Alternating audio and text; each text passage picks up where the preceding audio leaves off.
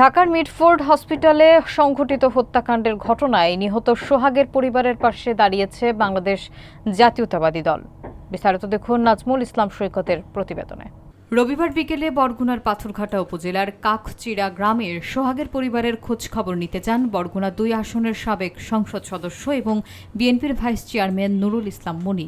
তার আগমনের খবর ছড়িয়ে পড়লে স্থানীয় লোকজন ও বিএনপি নেতাকর্মীদের উদ্যোগে কাকচিড়া এলাকায় এক সংক্ষিপ্ত জনসভার আয়োজন করা হয়। সেখানে কয়েক হাজার মানুষের উপস্থিতি লক্ষ্য করা যায়। সভায় নুরুল ইসলাম মনি নিহত সোহাগের পরিবারকে বিএনপির পক্ষ থেকে ৫০,০০০ টাকার আর্থিক সহায়তা প্রদান করেন।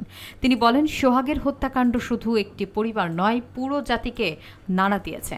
আমরা দোষীদের দৃষ্টান্তমূলক শাস্তি চাই। বক্তব্যে তিনি সোহাগ হত্যার সুষ্ঠু তদন্ত এবং বিচার দাবি করেন ও সরকারের প্রতি দ্রুত ব্যবস্থা নেওয়ারও আহ্বান জানান। স্থানীয় নেতাকর্মীরা সোহাগের পরিবারের প্রতি সমবেদনা জানিয়ে তাদের পাশে থাকার আশ্বাস দেন। তারেক রহমান সাহেবের সরকারে নাই, নুরুল ইসলাম মনি এখানে আপনাদের এমপি নয়। আমরা করতে পারি নিন্দা, আমরা দাবি করতে পারি সরকারের কাছে অনতিবিলম্বে স্পেশাল ট্রাইব্যুনালের মাধ্যমে এই হত্যাকাণ্ডের বিচার এবং দৃষ্টান্তমূলক শাস্তি দাবি করছি। তাদের আমরা ফাঁসি চাই। আমরা কি ফাঁসি চাই? সোহাগ হত্যাকারীদের আমরা কি ফাঁসি চাই? আমার তারেক রহমানের কাছে, আমার নেতার কাছে জানতে চাই, আমার এক ছেলে এক মেয়ে এখন বাঁচতে আছে।